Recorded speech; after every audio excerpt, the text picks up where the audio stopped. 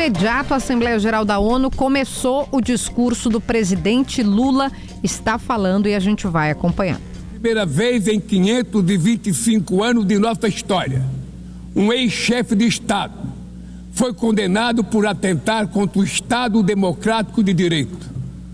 Foi investigado, indiciado e julgado e responsabilizado pelos seus atos em um processo minucioso.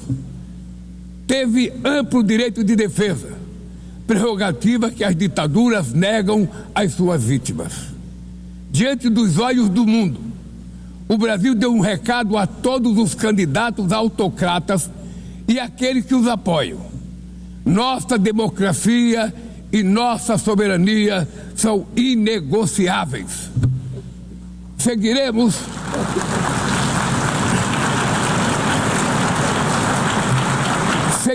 como nação independente e como povo livre de qualquer tipo de tutela. Democracias sólidas vão além do ritual eleitoral.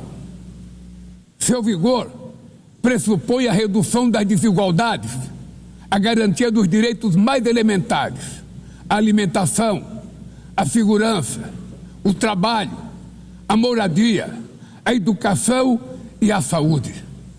A democracia falha quando as mulheres ganham menos que os homens ou morrem pelas mãos de parceiros e familiares. Ela perde quando fecha suas portas e culpa migrantes pelas mazelas do mundo. A pobreza é tão inimiga da democracia quanto o extremismo. Por isso, foi com orgulho que recebemos da FAO a confirmação de que o Brasil voltou a sair do mapa da fome este ano de 2025. Mas no mundo, ainda há 670 milhões de pessoas famintas e cerca de 2 bilhões e 300 milhões enfrentam insegurança alimentar. A única guerra que todos podem sair vencedores é a que travamos contra a fome e a pobreza. Esse é o objetivo da Aliança Global que lançamos no G20 e que já conta com o apoio de 103 países.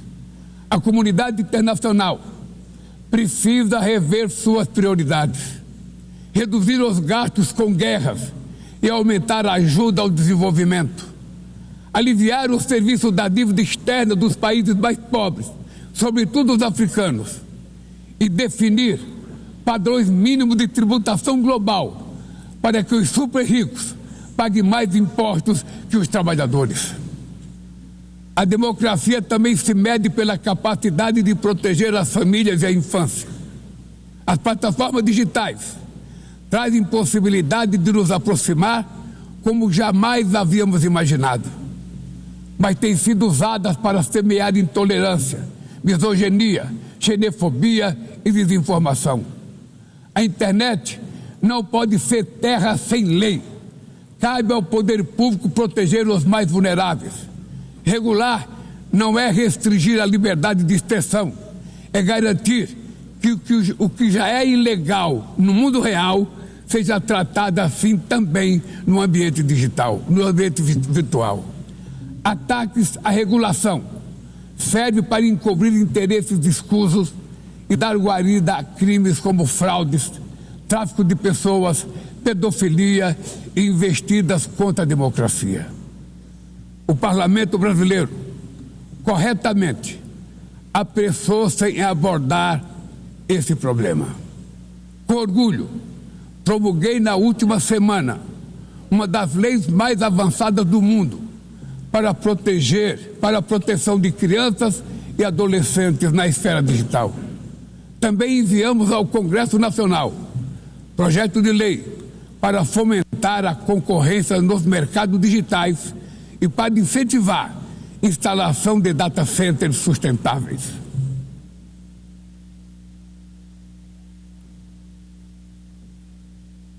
Para mitigar os riscos da inteligência artificial, apostamos na construção de uma governança multilateral em linha com o Pacto Digital Global aprovado neste plenário o ano passado. Senhoras e senhores, na América Latina e Caribe, Vivemos um momento de crescente polarização e instabilidade. Manter a região como zona de paz sempre foi e é a nossa prioridade. Somos um continente livre de armas de destruição em massa, sem conflitos étnicos ou religiosos. É preocupante a equiparação entre a criminalidade e o terrorismo. A forma mais eficaz de combater o tráfico de drogas é a cooperação para reprimir a lavagem de dinheiro e limitar o comércio de armas. Usar força letal em situações que não constituem conflitos armados equivale a executar pessoas sem julgamento. Outras partes do planeta já testemunharam intervenções que causaram danos maiores do que se pretendia evitar, com graves consequências humanitárias. A via do diálogo não deve estar fechada na Venezuela. O Haiti tem direito a um futuro livre de violência e é inadmissível que Cuba seja listada como país que patrocina o terrorismo. No conflito na Ucrânia,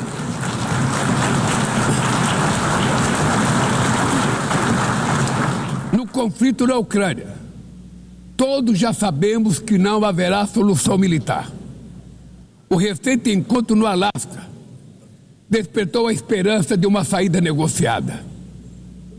É preciso pavimentar caminhos para uma solução realista. Isso implica levar em conta as legítimas preocupações de segurança de todas as partes. A iniciativa africana e o grupo de amigos da paz, criado por China e Brasil, pode contribuir para promover o diálogo. Nenhuma situação é mais emblemática do que o uso desproporcional e ilegal da força do que a da Palestina.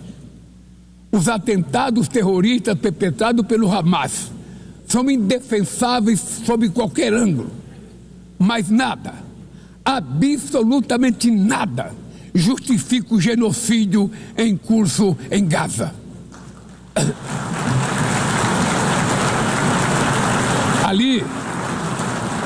Ali, sob toneladas de escombros, estão enterradas dezenas de milhares de mulheres e crianças inocentes.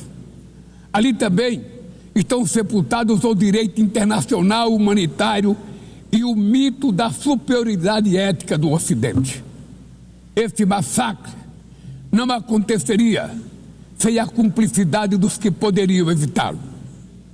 Em Gaza, fome é usado como arma de guerra e o deslocamento forçado de populações é praticado impunemente. Quero expressar minha admiração aos judeus que, dentro e fora de Israel, se opõem a esta punição coletiva. O povo palestino corre o risco de desaparecer. Só sobreviverá como um Estado independente integrado à comunidade internacional. Esta é a solução defendida por mais de 150 membros da ONU, reafirmada ontem aqui, neste mesmo plenário, mas obstruída por um único veto. A gente não terá a edição das 11 horas do Notícia na hora certa e segue acompanhando o discurso do presidente da República. O país anfitrião de ocupar a bancada da Palestina nesse momento histórico.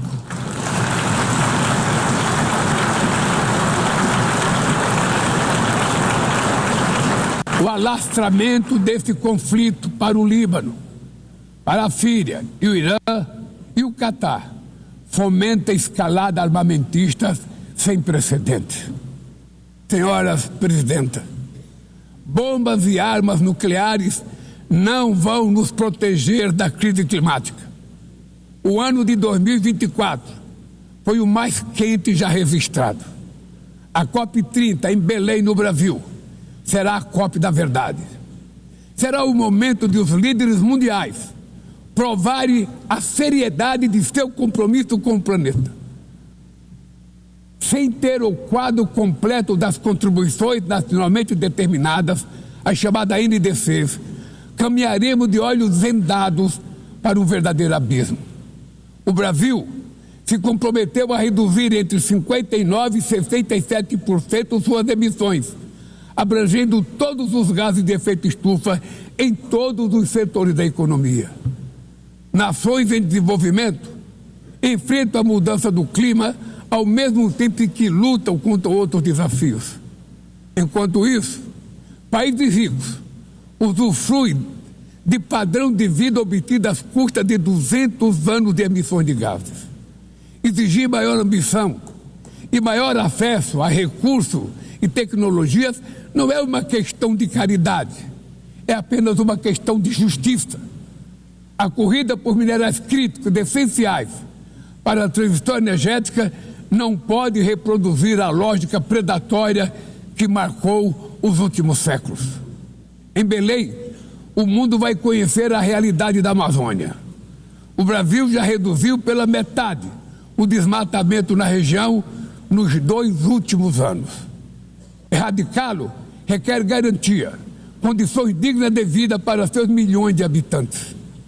Fomentar o desenvolvimento sustentável é o objetivo do Fundo Florestas Tropicais para Sempre, que o Brasil pretende lançar para remunerar os países que mantêm suas florestas em pé. É chegado o momento de passar da fase da negociação para a etapa da implementação. O mundo deve muito ao regime criado pela Convenção do Clima, mas é necessário trazer o combate à mudança do clima para o coração da ONU, para que ela tenha a atenção que merece. Um conselho vinculado à Assembleia Geral, com força e legitimidade para monitorar compromissos, dará coerência à ação climática. Trata-se de um passo fundamental na direção de uma reforma mais abrangente da organização, que contemple também um Conselho de Segurança ampliado nas 2 categorias de seus membros.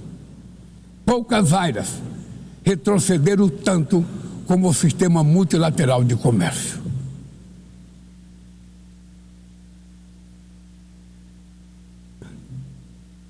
Medidas unilaterais transformam em letra morta princípios basilares como a cláusula de nação mais favorecida. Desorganizam cadeias de valor e lançam a economia mundial em uma espiral perniciosa de preços altos e estagnação. É urgente refundar a OMC em bases modernas e flexíveis. Senhoras e senhores, este ano o mundo perdeu 2 personalidades excepcionais. O ex-presidente do Uruguai, Pepe Mujica, e o nosso querido Papa Francisco. Ambos encarnaram como ninguém os melhores valores humanistas. Suas vidas se entrelaçaram com as 8 décadas de existência da ONU.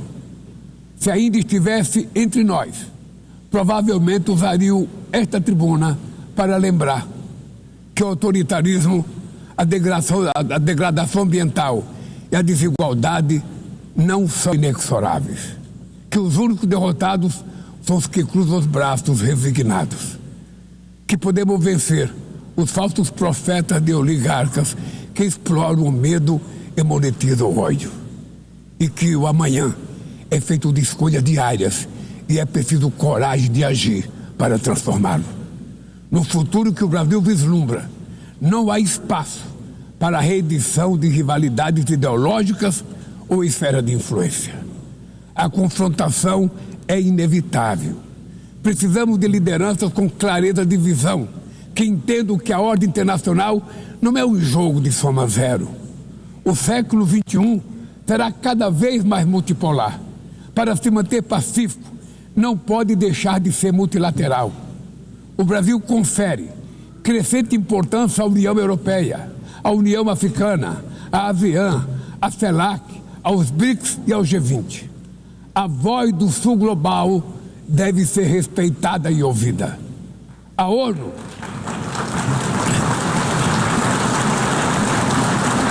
ONU tem hoje quase 4 vezes mais membros do que os 51 que estiveram na sua fundação.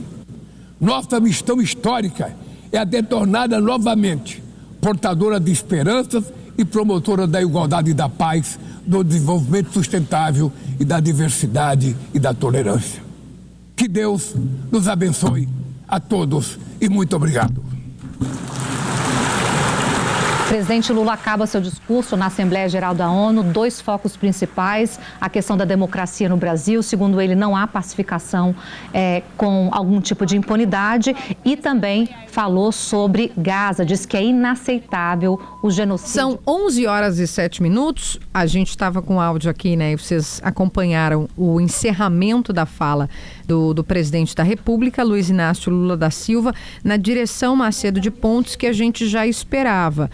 Falando, por exemplo, da condenação do ex-presidente Jair Bolsonaro de início, mostrando o compromisso do Brasil na leitura dele com a democracia, fazendo referência a regimes e outros países, citou uma série deles, e falando inclusive sobre a questão que envolve Israel e Gaza. Vou passar para ti, Macedo, porque a gente já está no espaço do Chamada Geral. É tudo contigo.